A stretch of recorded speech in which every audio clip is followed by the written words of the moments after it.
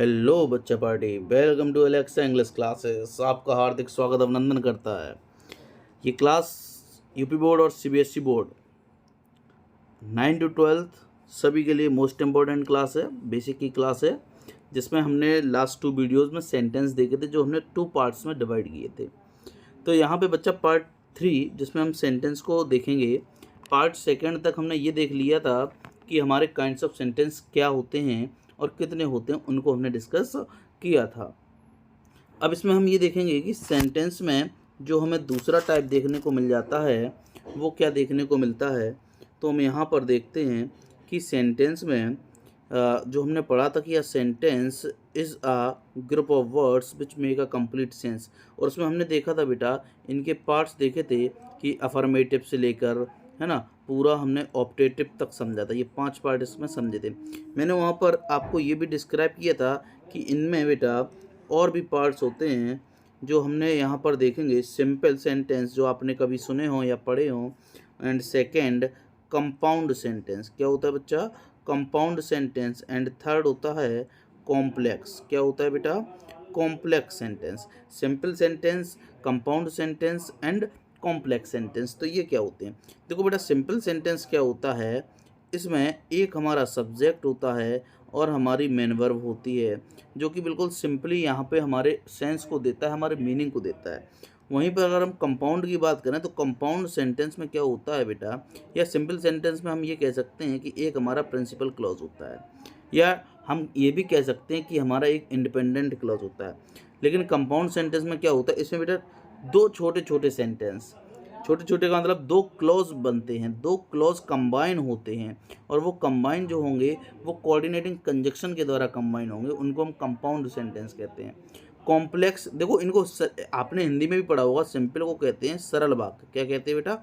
सरल वाक्य। और इसको कहते हैं, कंपाउंड को कहते हैं संयुक्त वाक्य, और कॉम्प्लेक्स को बेटा कहते हैं मिश्रित वाक्य। क्या कहते हैं? मिश्रित वाक्य।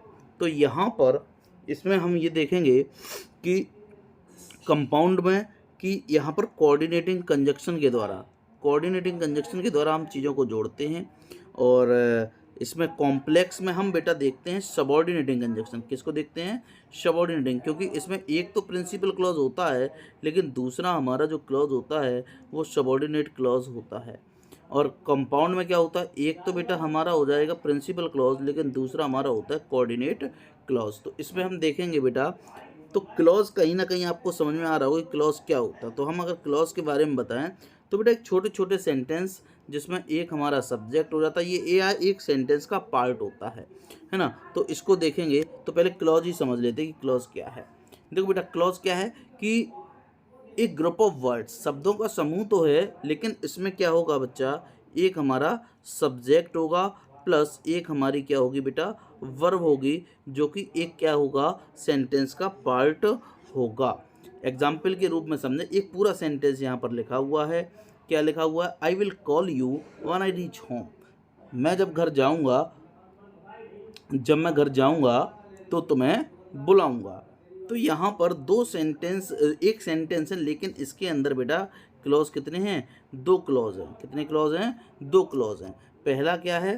पहला है आई विल कॉल यू।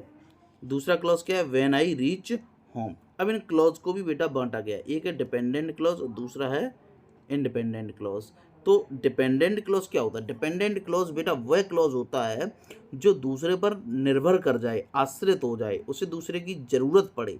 लेकिन इंडिपेंडेंट क्लॉज ऐसा नहीं होता है, उसे किसी की भी ज़रूरत नहीं पड़ती है, वो अपना खुद में एक मीनिंग, एक अर्थ रखे हुए है, उसे कहते हैं इंडिपेंडेंट क्लॉज। जैसे इसमें इंडिपेंडेंट क्लॉज में दिखाया गया है कि ये हमारा बेटा क्या होता है, प्रिंसिपल क्लॉज होता है। क्या होता है बेटा? प्रिंसिपल क्लॉज होता है। और इसमें क्या होता है, डिपेंडेंट में सबऑर्डिनेट क्लॉज होता है। तो इसमें हम देखेंगे अब सिंपल सेंटेंस होता क्या है। क्लॉज समझ में आया होगा आई थिंक। देखिए, सिंपल सेंटेंस मैंने अभी आपको बताया था कि simple sentence is a short sentence. Simple sentence क्या है बेटा? एक छोटा सेंटेंस है ना, कंसिस्टिंग ऑफ अ सब्जेक्ट, जिसमें एक सब्जेक्ट है एंड प्रेडिकेट, और उसमें क्या है, प्रेडिकेट है। जैसे कि ये सेंटेंस लिखा हुआ है बेटा कि we are going to park. तो इसमें लाल बी क्या है? बी इसमें क्या है? सब्जेक्ट है। बी क्या है बच्चा? सब्जेक्ट है।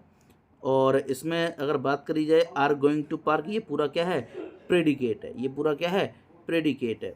तो इसमें देखा जाए कि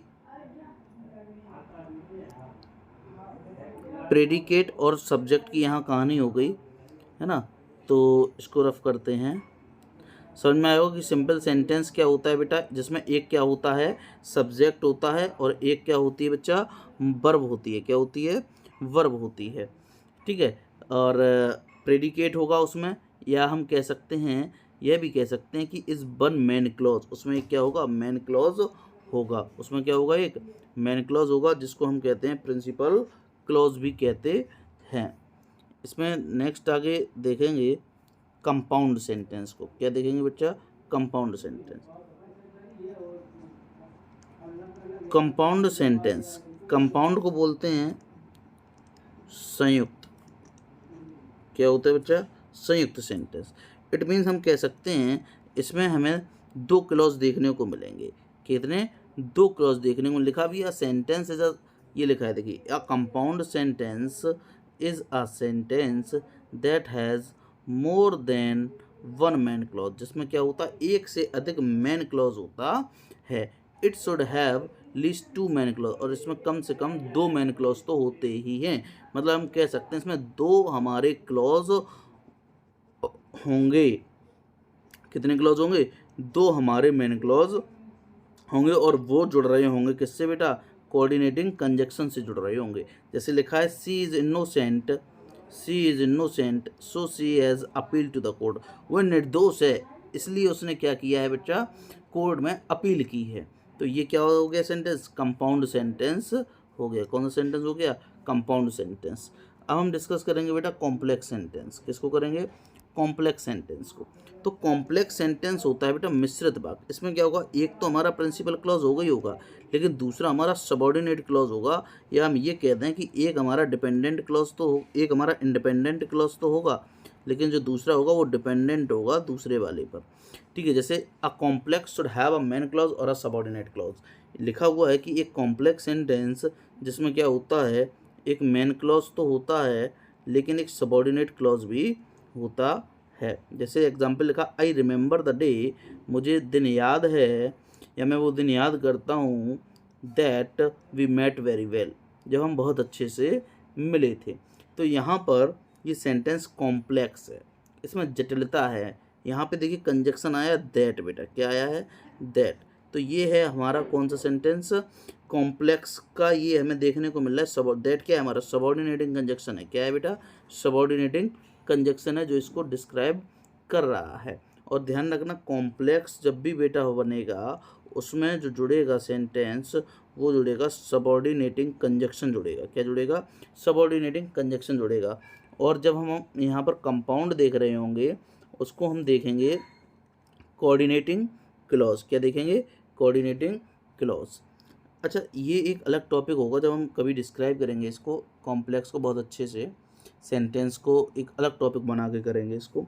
अभी केवल इसको समझाना था सेंटेंस में, जो कि आपने पढ़ा है। ये तीन होते हैं बच्चा, सिंपल, कंपाउंड एंड कॉम्प्लेक्स। अब दिमाग में एक बात आ रही होगी, सर अफर्मेटिव, असर्टिव, है ना, ये किस सब चीज़ें क्या थी। ये लास्ट वीडियो मैंने समझाया है, बस इसमें इतना समझिए कि जो सेंटेंस है तीनों बेटे, ये क्या हैं, ये इनके बेटा स्ट्रक्चर के अकॉर्डिंग है। Sentence according to their structure, अपने स्ट्रक्चर के अकॉर्डिंग ये सेंटेंस यहाँ पर हैं कि इनका स्ट्रक्चर क्या है, संरचना, इनकी बनावट क्या है, इनका रूप क्या है, उनके आधार पर ये तीन प्रकार से बांटे गए हैं। और जो हमने लास्ट वीडियो में पढ़ा था वह बच्चा मीनिंग के आधार पर था। किसके आधार पर, मीनिंग के आधार पर, मतलब अर्थ के आधार पर हमने उन सेंटेंस को देखा था, असर्टिव से लेके पूरा ऑप्टेटिव तक।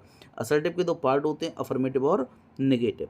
तो आज इतने ही रखते हैं, लाएंगे नेक्स्ट वीडियो जिसमें हम बहुत अच्छे टॉपिक को डिस्कस कर रहे होंगे। और यहाँ से आपकी अब सभी क्लासेस रेगुलर चलेंगी, और सारे लिटरेचर से लेके पूरा ग्रामेटिकल पोर्शन कंप्लीट करा जाएगा। तो मिलते हैं नेक्स्ट वीडियो में। Thank you so much.